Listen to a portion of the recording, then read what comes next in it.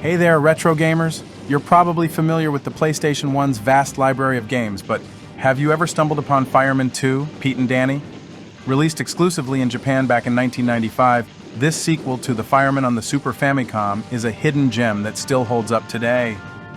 Unlike the testosterone-fueled chaos of Syphon Filter or the stealth-heavy espionage of Metal Gear Solid, Pete and Danny takes a grounded humanitarian approach. You're not killing enemies, you're saving lives.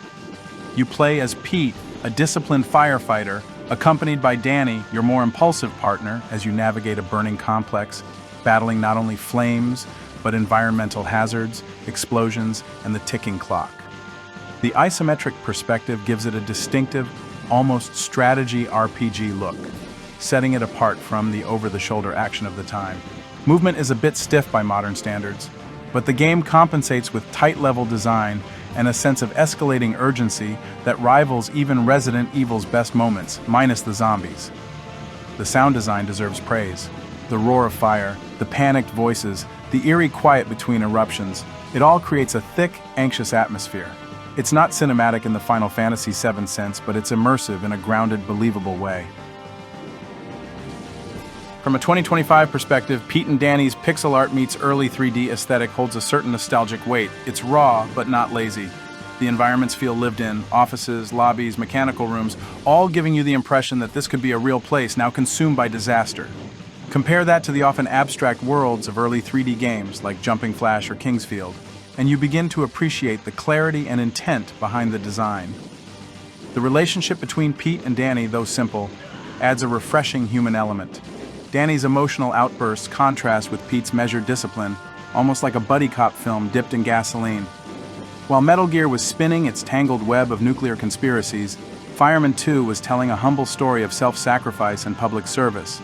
And in hindsight, that humility is radical. In an era obsessed with anti-heroes and dark cynicism, this game gave us two men who just wanted to do the right thing, and that resonates more now than ever.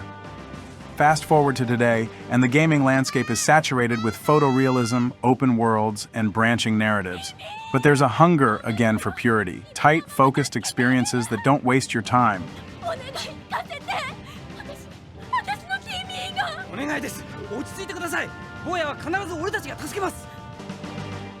Fireman 2 is a time capsule from an era when creativity wasn't tied to budget, and risk-taking didn't require an open-world formula.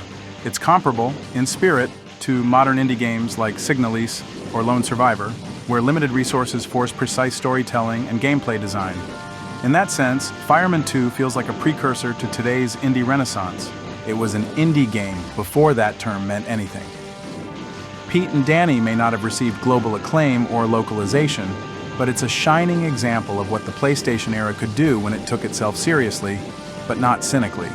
It believed that heroism could be quiet, sweaty, and utterly human. And for that, it deserves to be remembered.